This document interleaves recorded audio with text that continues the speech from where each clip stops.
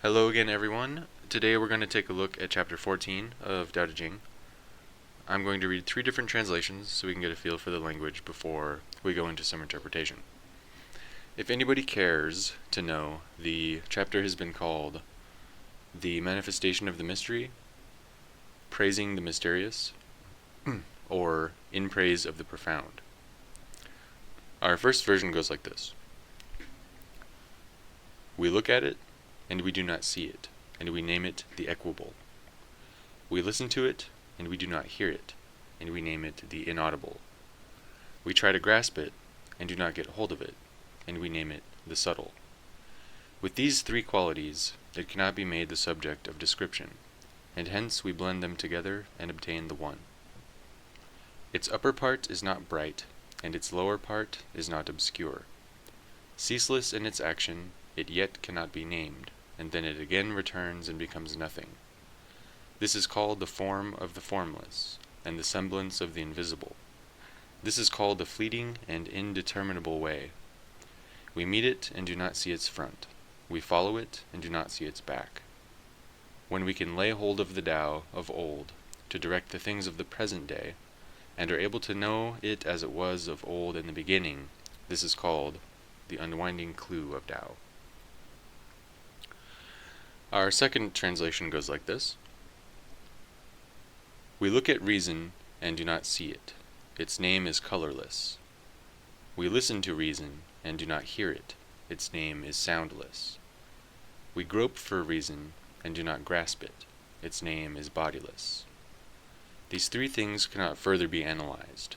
Thus they are combined and conceived as a unity which on its surface is not clear, and in its depth not obscure.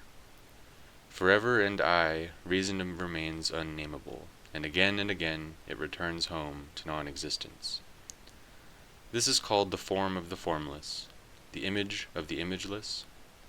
This is called the Transcendentally Abstruse. In front its beginning is not seen, in the rear its end is not seen. By holding fast to the reason of the ancients, the present is mastered, and the origin of the past understood. This is called reason's clue. And the last translation goes like this. It is unseen because it is colorless. It is unheard because it is soundless. When seeking to grasp it, it eludes one because it is incorporeal. Because of these qualities it cannot be examined, and yet they form an essential unity. Superficially it appears abstruse, but in its depths it is not obscure. It has been nameless forever. It appears and then disappears. It is what is known as the form of the formless, the image of the imageless. It is called the Transcendental. Its face or destiny cannot be seen in front or its back, or origin behind. But by holding fast to the Tao of the ancients, the wise man may understand the present because he knows the origin of the past. This is the clue to the Tao. So this thing that we're talking about, this mystery, this Tao, is something that can apparently be thought of as being beyond sense and beyond physicality. You can't grasp it, you can't see it, you can't hear it, and you can't describe it. So abstract and so difficult to articulate. We may find ourselves here at a juncture where our attempts to intellectualize and reason this thing is at a bit of a standstill. It is at once obscure as well as infinite. It is the thing out of which our universe seemingly emerged, or Big Banged itself from. But this is saying too much, too soon. Maybe we can think of it as a place, or perhaps as a state, or maybe even as a feeling or an object. Perhaps even the word God could be used here.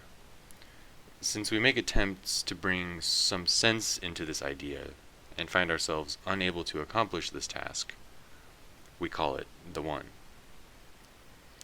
Still trying to grasp at this, we must use language and ideas to make a point.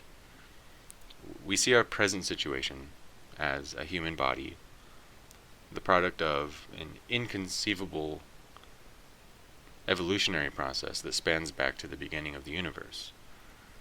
When we step aside from ourselves during these moments, we might just find ourselves concluding that this far out, expanding universe, this process of complication that organisms have evolved into, is at once the product of and inseparable from the original cause. So this great unknown, this hole that we fill with gods, with theories, with poetry, Tao, and meaning, is the very thing that we're trying to describe with words. And the important takeaway from this chapter, I think, is the very fact that attempting to intellectualize it is beyond our faculties. The human brain is trying to understand the inner workings of the human brain with the human brain as the instrument of knowing. The eye looking into the lens of a microscope, particles forever becoming smaller and smaller. The observer looking out into the vast expanse of the universe only to see that it forever runs away from being known. Now, what if our instrumentation advances us to a point in which the eye looking into the lens out there to the great beyond, or down there into the infinitesimally microscopic, finds itself staring back at us? So let me know what I missed in the comments, because there's always going to be something fresh to find in these chapters. I'm looking at it from my perspective, and surely there are those of you out there that would take a completely different meaning out of it.